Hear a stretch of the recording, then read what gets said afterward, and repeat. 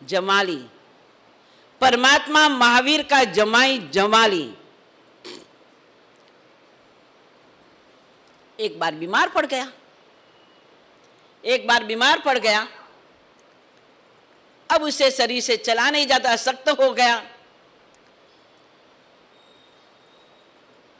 शिष्य परिवार था, उसको कहा भैया अब मेरे से बैठा नहीं जाता है, तुम मेरे लिए जल्दी से जल्दी संथारा बिछा दो। क्या कहा? मेरे लिए संथारा बिछा दो। शिष्यों ने कहा तहती गुरुदेव। संथारा बिछा रहे थे, इतने में जमाली मुनि ने कहा कि क्या मेरा संथारा बीच गया? मुनियों ने कहा बीच गया, संथारा बीच गया। अब जमाली वहां से उठ करके संथारा की तरफ गया और देखता है संथारा बिछाने की क्रिया अभी तक चालू थी। और जमाली को बड़ा क्रोध आ गया। उसने कहा अरे तुमने महाव्रत लिया है, आपने दूसरे व्रत के अंदर ये नियम लिया है, मुसावाहो वेरमणम, प्राणायाम वेरमणम, मुसावाय वेरमणम, अदत्तादान वेरमणम, मेहुणाओ वेरमणम, परिगाहो वेरमणम, ये तुमने नियम लिया है और फिर झूठ बोला। तुम्हारा ये दूसरा व्रत खंडित हो गया। शिष्य कहता है गुरुदेव ऐसा नहीं, व्यवहार भाषा भी सत्य भाषा होती है, सर्वज्ञ प्रभु ने कहा है। कई बार होता है हम घर से बाहर निकलते हैं, किसी ने पूछा घर में जाकर के कि आपके घर में से आपके श्रीमान जी कहाँ गए हैं? अब आप बम्बई के लिए निकले तो उन्होंने कहा वो बम्बई गए हैं। अब बम्बई गए क्या? बम्बई पहुंचे थोड़ी है, अभी तो रास्ते में गए हैं, प्लेटफॉर्म पर जाओगे, ट्रेन में बैठोगे तब कभी बम्बई जाओगे। लेकिन व्यवहार भाषा में हम क्या कहते हैं? बम्बई गए। तो जमाली के शिष्य कहते हैं गुरुदेव व्यवहार भाषा भी सत्य भाषा होती है, ऐसा प्रभु महावीर ने कहा है। लेकिन जमाली मानने के लिए तैयार नहीं हुआ, उसने अपना कदाग्र छोड़ा ही नहीं। नहीं, ऐसा कभी होता नहीं। बड़ा वाद विवाद चल गया। कभी कभी होता है ना, हम अपनी जिद पर चढ़ जाते हैं, हम अपने कदाग्र पर चढ़ जाते हैं तो क्या होता है? पवन जी क्या होता है? संजय जी क्या होता है? विवाद हो जाता है। और उस विवाद को तोड़ने के लिए कोई रास्ता नहीं होता। व्यक्ति अगर ज्यादा कदाग्र में चढ़ जाता है वो कभी नीचे झुकने के लिए ये कहता है मिथ्यात्व, अनाभोगिक मिथ्यात्व। नाम गलत नहीं बोल रहा। ये कौन सा मिथ्यात्व होता है? अनाभिग्रहिक मिथ्यात्व। कौन सा होता है? समझता है कि बात तो ये ठीक है, लेकिन अपना आग्रह छोड़ने के लिए, अपना आग्रह तोड़ने के लिए वो तैयार नहीं होता। जमाली ने नहीं छोड़ी अपनी बात, नहीं छोड़ी। इतना अच्छा संयम पालने के बाद प्रभु तीर्थंकर की आत्मा से संयम स्वीकार किया और इतना शुद्ध धर्म का पालन किया, अंग आगमों का अध्ययन किया, लेकिन फिर भी वो अनंत संसारी बन गया। अनाभिग्रहिक मिथ्यात्व। सोचो कि हमारे में तो ऐसा मिथ्यात्व के दलिए नहीं है जो हमारी आत्मा को अनंत संसार में रखड़ा दे, भटका दे।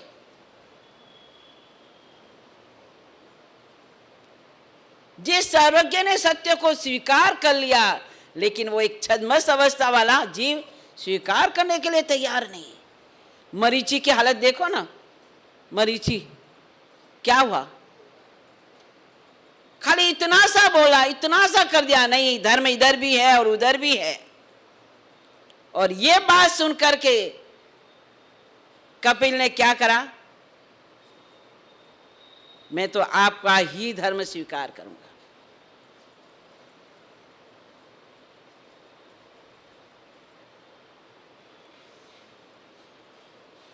और इस कारण से परमात्मा महावीर जैसी परमात्मा महावीर की आत्मा को भी अनंत संसार में भटकना पड़ा।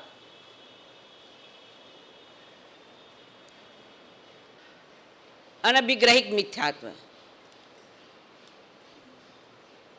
एक होता है अभिनिवेशिक मिथ्यात्व। अभिनिवेशिक मिथ्यात्व तीसरे नंबर का।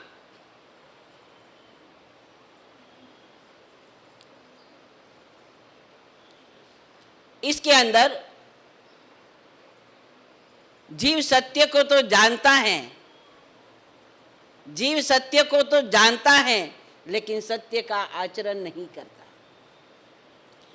जीव सत्य को तो जानता है लेकिन सत्य का आचरण नहीं करता।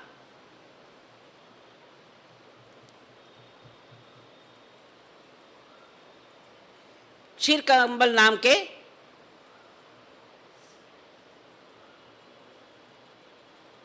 गुरु के एक शिष्य था जिसका नाम था पर्वत।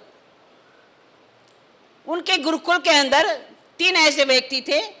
एक का नाम था वसु, एक उसका पुत्र था जो पर्वत, और एक था नारद। ये तीनों पढ़ रहे थे।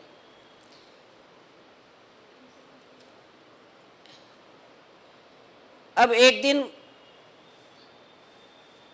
गुरु ने तीनों की परीक्षा करी और परीक्षा करके देखा कि गुरुदेव ने सोचा कि मेरा जो पुत्र है, मेरा जो पुत्र पर्वत है वो मर करके नरक में जाएगा। जो नारद है वो वैराग्य वाला जीव है, लेकिन पर्वत के कारण वसु को भी कहा जाना पड़ेगा, नरक में जाना पड़ेगा। नरक में हम मित्रता भी कैसी निभाते हैं ये भी देखना, ये भी कैसा हमारा मिथ्यात्व है। मित्र भी ऐसा बनाओ,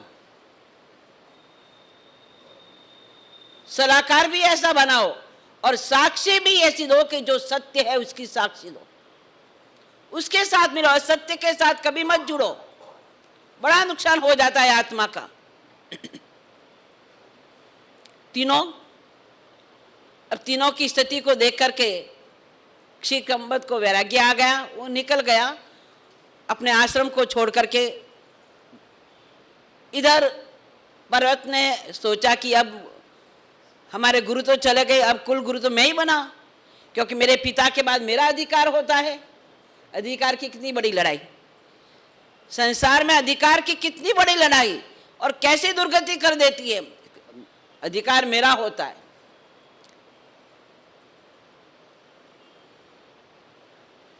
एक बार नारद और पर्वत के बीच में कोई एक शब्द को लेकर के वाद विवाद हो गया। उसने कहा कि अपने धर्म सभा में, अपने सभा के अंदर, कि अज का मतलब होता है भेड़, अज का मतलब होता है भेड़। लेकिन नारद कहता है नहीं, गुरुदेव ने भेड़ नहीं बताया, अज का अर्थ बताया साल। इन दोनों के अंदर वाद विवाद हो गया। अब ये बात कहाँ पहुंची? राजा के पास। अब उस समय राजा कौन बना हुआ था? वसु बना हुआ था। वसु राजा बना हुआ था और उसके पास ये बात पहुंच गई। उसने कहा यहाँ पर न्याय होगा। वसु वैसे न्याय संपन्न था, नीतिवान था, प्रजा के हित की बात करता था, परंतु मित्र के कारण जो पर्वत की माँ थी, उसने कहा कुछ भी हो जाए आपको न्याय किसके हित में लेना पड़ेगा? पर्वत के हित में ही लेना पड़ेगा। अब गुरु माता के आग्रह से वसु ने कहा ठीक है। राज्यसभा में आए, उसने कहा जो सत्य बताएगा उसको छोड़ दिया जाएगा, लेकिन जिसका उत्तर असत्य होगा उसकी गर्दन को तलवार से अलग कर दिया जाएगा। ये विवाद हो गया, ठीक है। अब राज्यसभा में उपस्थित हुए दोनों, पर्वत और नारद। अब राजा ने भी यही, क्योंकि गुरु माता का आग्रह था, कैसे भी करके आपको पर्वत के साथ ही रहना है, उनके हित में ही आपको उत्तर देना है। और वसु ने क्या किया, उसी हित में उत्तर दे के नहीं नहीं, आपका उत्तर है वो गलत है और पर्वत का जो उत्तर है वह सही है। इस कदाग्र में सत्य को छुपाया और असत्य को क्या कर दिया, प्रकट कर दिया।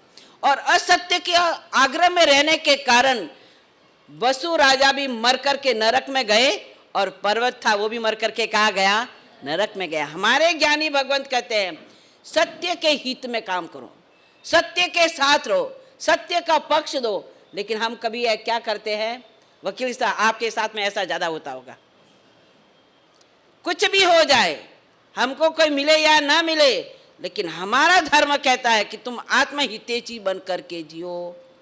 आत्मा का हित का भी विचार करो कि कहीं इस कारण से हमारी आत्मा का हित अहित तो नहीं हो रहा है, अहित तो नहीं हो रहा है।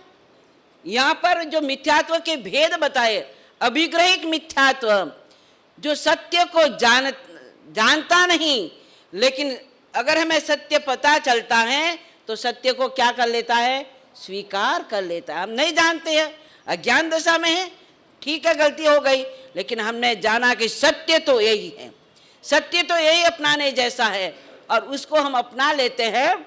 तो हमारा जीव अगर असत्य की तरफ भी बढ़ा है तो क्या हो जाएगा, हम सत्य स्वीकार करने से हम सम्यक दृष्टि बन जाएंगे। अब सत्य को हमने जाना नहीं, लेकिन बताने पर हमने सत्य को जान लिया कि सत्य तो, अब बात करते तो पता चल जाता है क्या सत्य क्या सत्य है। हमने जाना कि सत्य तो यही है, लेकिन फिर भी हम सत्य को स्वीकार नहीं करते, स्वीकार नहीं करते। वह भी जीव क्या होता है, मिथ्या दृष्टि वाला होता है। लेकिन जो सत्य को समझता है, सत्य को जिसने पढ़ा है, जिसने सत्य को जाना हुआ है, लेकिन फिर भी अपने स्वार्थ के कारण, अपने ही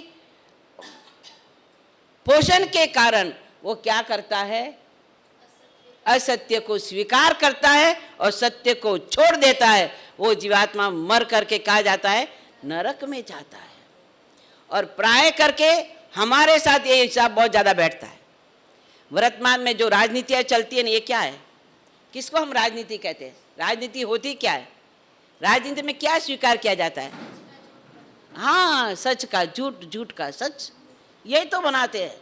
हम भूल जाते हैं कि हमारा जन्म कहाँ हुआ, बड़ी मुश्किल से, कितनी मुश्किल से हमारा जन्म कहाँ हुआ, न जाने कितने कितने जन्मों तक हमने पुरुषार्थ किया होगा, कैसा कैसा पुण्य इकट्ठा किया होगा, तब जाकर के हमारा जन्म आर्य क्षेत्र में हुआ। आर्य क्षेत्र में, आर्य भूमि में जन्म हुआ, आर्य कुल में, यानी कि उत्तम कुल में हमारा जन्म हुआ। उसमें भी मनुष्य जीवन मिला। और मनुष्य जीवन भी कहाँ मिला, जहाँ वितराग का धर्म है, जिन शासन है, उस ऐसे शासन के अंदर हमको क्या मिला, धर्म मिला, जन्म मिला, जन्म मिला। और उस जन्म को लेकर के भी हमारा कदम असत्य की ओर बढ़ता है, हम असत्य की ओर बढ़ रहे हैं। तो क्या होगा प्रभु, इस आत्मा का क्या होगा? जरा हमारा तो सोचे, हम अपना तो हित सोचे। जो अपना हित नहीं सोचेगा वो पर के लिए क्या चिंता करेगा? जो अपनी आत्मा का हित नहीं सोचेगा वो पर के लिए क्या करेगा? कभी करेगा? कभी नहीं कर सकता। पहला अपना हित, हम अपने लिए सोचे, क्या मेरी आत्मा इस मार्ग पर चलने से दुर्गति में जाएगी? अगर जाती है तो ये रास्ता हमें छोड़ देना, क्योंकि ये परमात्मा का मार्ग नहीं है, ये अधर्मियों का मार्ग है। और ये अधर्मी का मार्ग हमारी आत्मा को अधर्म की ओर ले जाएगा। नहीं, हमने अधर्म के लिए ये जीवन नहीं। अधर्म है क्या? जो असत्य का बोल वाला चलता है वो अधर्म है। जहाँ आत्महित की बातें होती हैं, जहाँ आत्म स्वभाव की ओर चलता है, वो हमारा धर्म है।